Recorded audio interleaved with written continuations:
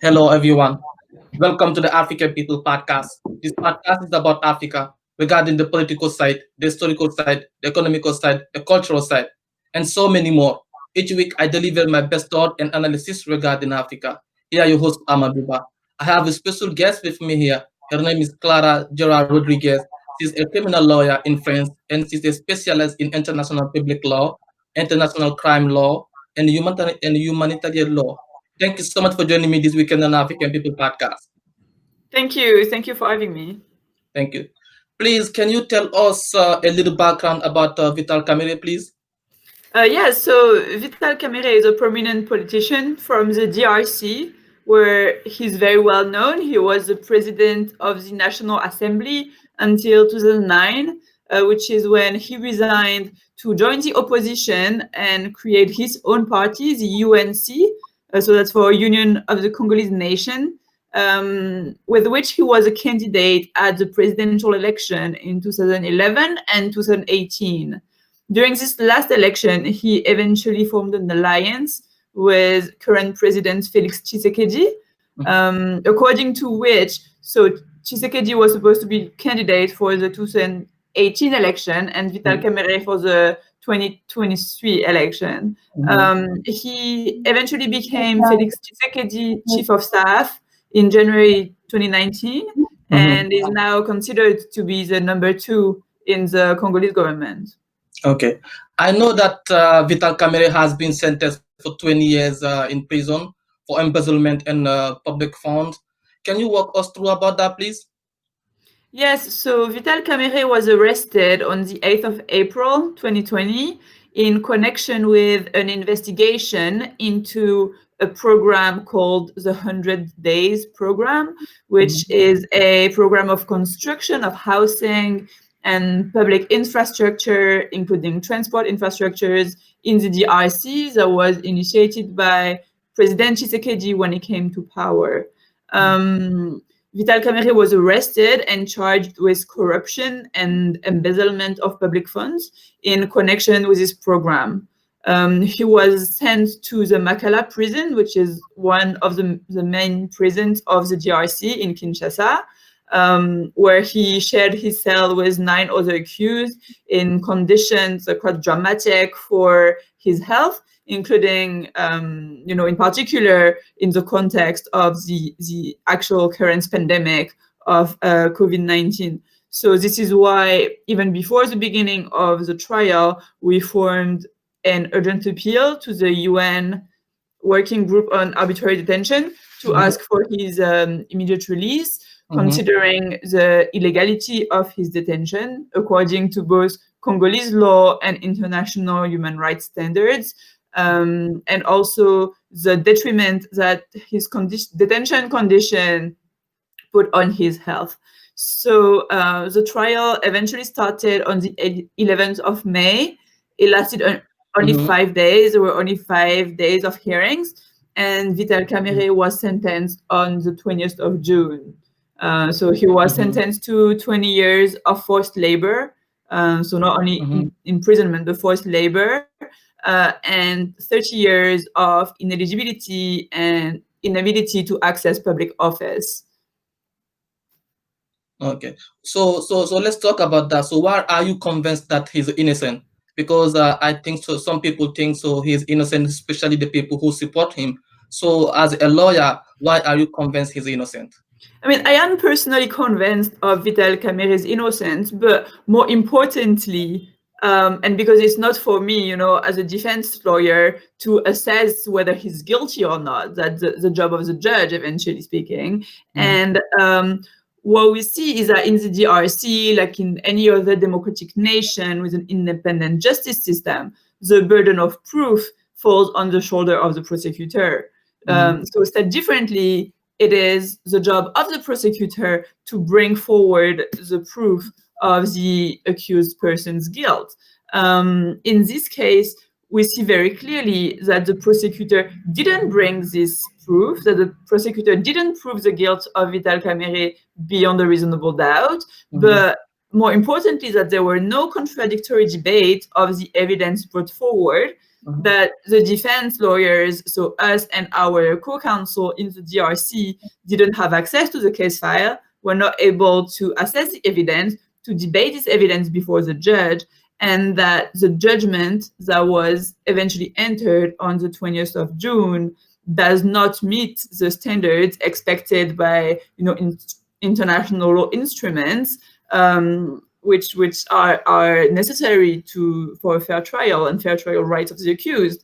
So, the question is not so much why I'm convinced of his innocence, is whether the prosecutor proved the guilt of Vital Kamerhe and whether the bench judges conducted a fair, independent, impartial trial and eventually reached a fair verdict. And this is not the case.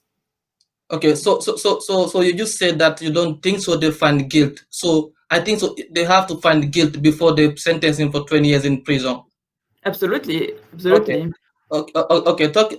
That's the reason why I think so they find him guilty, especially about the contract for those housings, because according to the information they have to build the 1,400 houses, and then they did not finish to build that. So talking about a little bit about politics, some people think so is politics. Do you think so politics has played a big role? Of course, the trial of Vital Kamerhe is first and foremost political. And not only given, the position and the title of the accused, who was the president's chief of staff and presented by everyone as the next candidate of the union in the 2023 presidential election, but the nature of the trial itself was very political. The trial was live streamed on TV from the courtyard of the prison. Vital Kamerhe was wearing his inmate outfit. The trial gave room to a lot of political debate in the DRC, but also to a lot of protest from both his supporters and his opponent. So the nature of the political was itself political. And us, as defense lawyers, we've been called from the beginning for a calm, peaceful trial process that would be respectful of both Congolese procedure, but also the international standards of a fair trial. And we see that all these standards have been violated in this case. That the trial of Vital Kamerhe was not a fair trial, failed to meet the international requirements, and this is also why we formed an appeal immediately. So talking about, you said that the trial wasn't fair, and I saw that some people already start protesting because they think so the trial wasn't fair. Can you please explain to me why you think so the trial wasn't fair at all? So, we first have to ask ourselves, what is a fair trial? A fair trial includes the right to be heard by an independent and impartial tribunal, the right to know the nature and the details of the charges brought against you, the presumption of innocence, the right to be defended by the person of your choice. And we see that all these principles have been violated, have been breached in this case. The accused was arrested without even knowing what was the charges against him. His lawyer didn't have access to the case file, didn't have access to the evidence brought forward by the prosecution and counsel for the civil parties. There were no true contradictory debates, given that the evidence were not disclosed. The defense had no time to prepare. Everything went very quickly in a very expedited manner. And, us as defense counsel, but also sometimes victims counsel, we always call for, the right of everyone to be tried in a reasonable time, in a reasonable amount of time. But the other side of the middle, if I can say, is also problematic. An expedited justice process, a process where the defense doesn't have time to prepare the trial, is also problematic. Something also very dramatic happened during this trial, since the president, died on the second day, the night of the second day of court, and was replaced immediately by another judge who didn't necessarily have the same knowledge of the case, and yet was not given the time to prepare. So all of these reasons plus, the detention of Vital Kamerhe, who also didn't meet international standards, who didn't respect Congolese law, in particular in terms of delays, and where didn't meet the standards that we expect from a country like the DRC, which is a very influential country in Africa, and which is in the process of a democratic transition. So, do you believe that there is a selective justice in Congo? I mean, the matter is not so much whether there is a selective justice, but justice must be independent and impartial from the executive. So, of course, we call for everyone to have access to the justice system, and also everyone to be tried and treated equally by the justice system, regardless of how powerful they are, regardless of their position or the political affiliation. But the problem is also, in the opposite, is in the opposite end, when you see that the trial process is instrumentalized sometimes by the executive or for political or personal means. So what we can see in Congo today is that everything went very quickly. So the justice process was expedited, and in this sense, of course, yes, we can ask ourselves whether this trial was truly fair, independent, and impartial. Okay, you understand that that tomorrow is Friday. Tomorrow is the 24th. So tomorrow they will open. The appeal. So can you tell us about that, please? Yes, so absolutely. So we filed the appeal directly after the judgment was pronounced on the 20th of June, and it's scheduled to start this Friday on the 24th. Unfortunately, Pierre-Olivier Sur and I, so the French lawyers of Vital Kamerhe, are not able to go to the DRC to be present for this first hearing, and we hope that we will be able to make the trip for the next hearings that will follow. But we work closely with our client and with our co-counsel there in the DRC to prepare the appeal. So tomorrow on the 24th, the issues that will be discussed before the appeals chamber are procedural issues, and following this, the chamber should decide on a date for the case to be addressed on its merits. So let's talk about his wife. I know that they seized his or her property in France and some places. Can you tell us about that more? Yeah, so some properties belonging to Vital Kamerhe's wife were seized or confiscated by the judgment that was the judgment of the 20th of June. The problem was that the wife of Vital Kamerhe was not a party to the trial. She was not an accused. She was not even called as a witness. And so the confiscation of her property is very detrimental and prejudicial to her right of property, which is a fundamental right. The issue is also that the judgment does not detail how they consider the property to be linked with the crimes that were Vital Kamerhe was charged with. So this is an issue, and the appeal that was formed by our co-counsel in the DRC is formed, of course, on behalf of Vital Kamerhe, but also on behalf of his wife and all other parties who were affected by this judgment. So, in your view, what is the reason why they confiscate his her property? I think the problem is not so much what are the reasons. The reason that is given in the judgment is that there was a corruption, there was embezzlement of public funds, and therefore all properties are seized.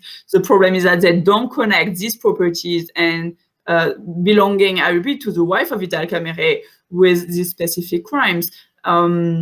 We, as defense lawyers, learned about this issue, about the issue of properties that were allegedly bought in France, in the suburbs of Paris, on the very last day of the trial. We were never informed beforehand that this was an issue and that there was a possibility that these properties were confiscated. So we also didn't have time to prepare for this kind of argument before the first instance tribunal. So in appeal, it will also be for us the first opportunity that we will have to discuss the issue of the properties, to show why they are not connected with the facts of the case, and to insist on the fact that Vital Kamerhe's wife was not a party to the proceedings and that should not, therefore not be prejudiced by the judgment.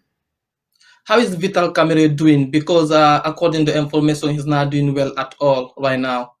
I mean, Vital Kamerhe has been jailed in, a very overcrowded prison that was built. I mean, the Makala prison in Kinshasa was built in the 60s for 1,500 people, and there are today up to 10,000 inmates in the prison. Vital Kamerhe shares his cell with 9 other people. He's, regarding his age, his health condition, he has heart and lungs difficulties, complications that started because of the detention and because of the conditions of his detention. So this is the reason why we also seized the United Nations, of an urgent appeal to insist on the fact that his detention is unlawful, doesn't respect international standards, and that he should therefore be released. So we are waiting for the decision of the UN Working Group very shortly now, and we accept that the DRC will take this decision into consideration, will take Vital Kamerhe's health into consideration, and release him as soon as possible.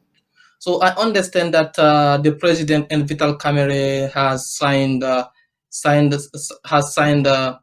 call to understand each other, to work together as a political members. So what do you think about the president? Do you think so? I understand that again, as a democracy, the justice has to be partial, the justice has to be there for everybody. But do you think so the president should have done a favor to him?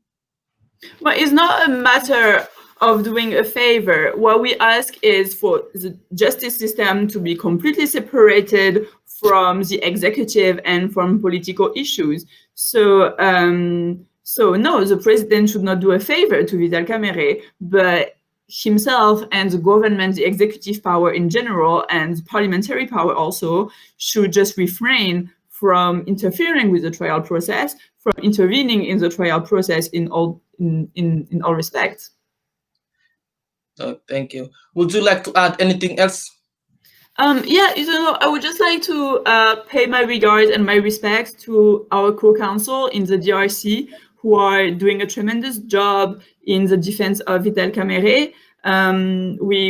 We had hoped to be there with them tomorrow, and unfortunately we won't be able to do so because of travel restriction due to coronavirus. Plus, we were not able to get a visa on time.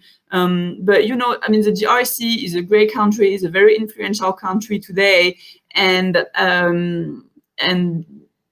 we, as defense lawyer, it is also our job to point out the flaws of any justice system, and we do so in the DRC, but also in France, in Europe, in the US, everywhere, because at the end of the day, we all work towards the same goal, which is a future where all trials will be fair, where the justice system will be truly independent, will be truly impartial, and where the human rights of all people that come before the justice system, being victims or accused, have the human rights respected. So today I really want to pay my regards to our co-counsel in the DRC, but also to all lawyers around the world, both defense lawyer and victims lawyer, who are fighting every day for fair trial rights to be respected. Thank you so much for joining me this week on African People Podcast. Thank you, Amadou. Thank you for having me. Thank you. Thank you so much for joining me this week on African People Podcast. Make sure to subscribe on Apple Podcasts, Google Podcasts, Spotify, on YouTube, so you will never miss a show again. Thank you so much. See you.